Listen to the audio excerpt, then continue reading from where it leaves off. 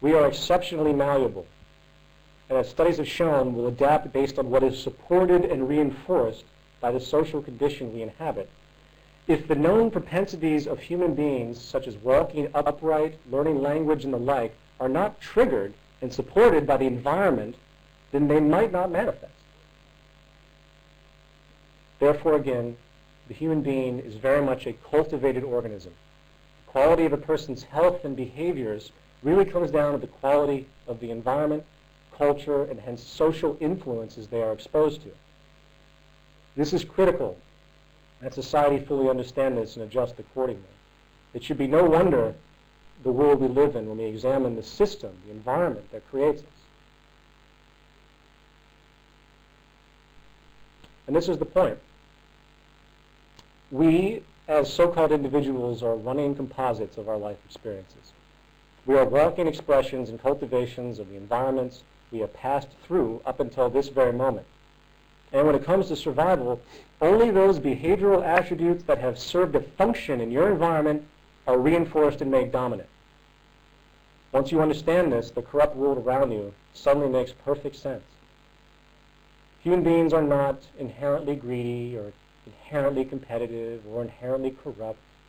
It's the social system, it's the environment that creates us.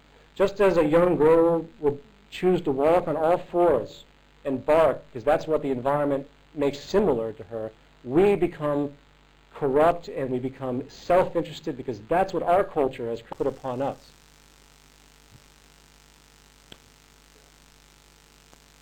So the social imperative that emerges out of all of this in the long run is that there is a great deal of care which needs to be taken in regard to our social environment. We must alter the system in such a way so it does not create, support, or reinforce those behaviors which are socially harmful. And that's what social design is about. And it's interesting to point out, and this takes me to a subsection of this, it's interesting to point out that competition and hierarchy, which seem dominant today, have not been the dominant ethos of human society for the majority of our time on this planet. Before the agricultural or Neolithic revolution, which occurred about 10,000 years ago, hunter-gatherer societies, actually had a non-hierarchical, egalitarian social structure. The social values were based essentially on equality, altruism, sharing, and literally forbid upstartism, dominance, aggression, and egoism. We know this because of the anthropological research that has been done on remaining hunter-gatherer societies over the course of the past century. I find this fascinating, that for the bulk of our existences, as the human species, 99% of our societies have been virtually non-hierarchical, non-materialistic, and have had the wisdom to appreciate a minimalist affluence, as opposed to the dominance-driven, excessive, and unsatisfied culture we see today. Regardless, this historical reality puts into question the notion that social hierarchy is a natural human tendency. What it is a social condition that has been created. In the view of Robert Sapolsky, hunter-gatherers have thousands of wild sources of food to subsist on.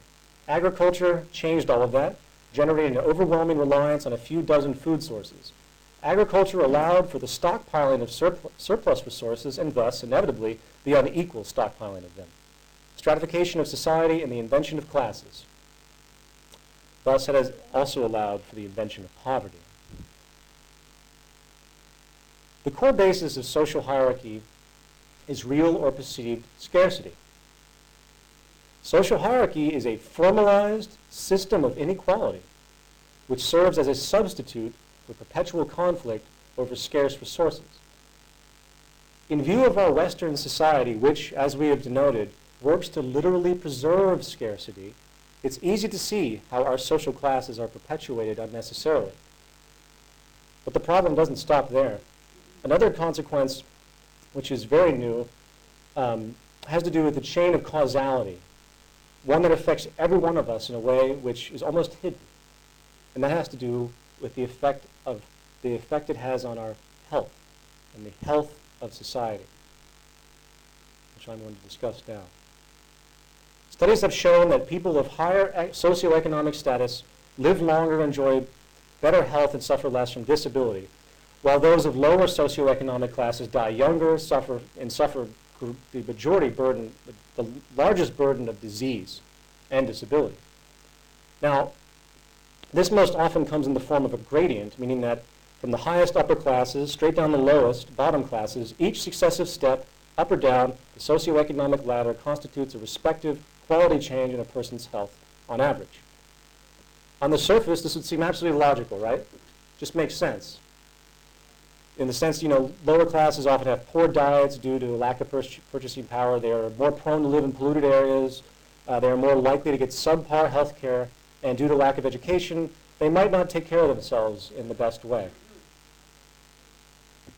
Now, while these attributes are obviously relevant to health, new studies have shown that there is something else going on that is contributing to the increasingly poor health and disease propensities of people the lower they go in the social hierarchy. One of the most documented studies that has been done on this issue has been called the Whitehall study. It's done here in London at the University College of London, using the British civil service system as a subject group.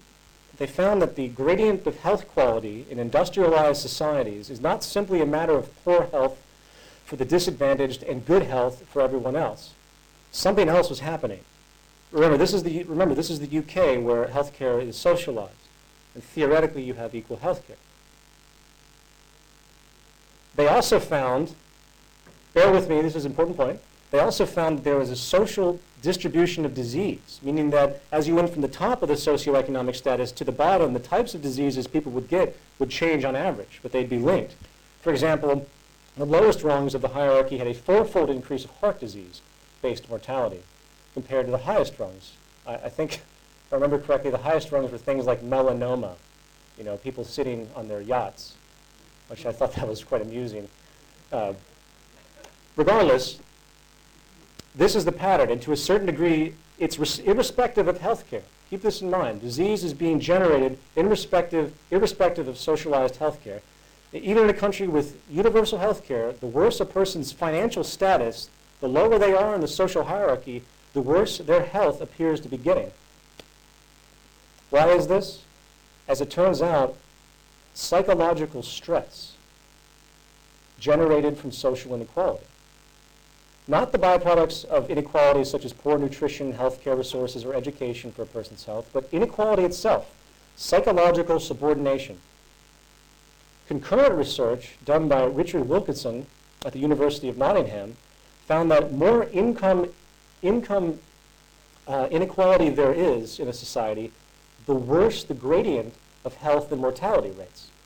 This is irrespective of absolute income, and again, it has nothing to do with healthcare and nutrition. Evidently, the more income inequality that exists in a society, or in other words, the more stratified a society is, the more money that's divided between the culture, the more health problems that occur in the upper and lower classes together. It isn't about money in and of itself. It's about the psychological ramification, the psychological stress or psychosocial stress generated by the social hierarchy itself.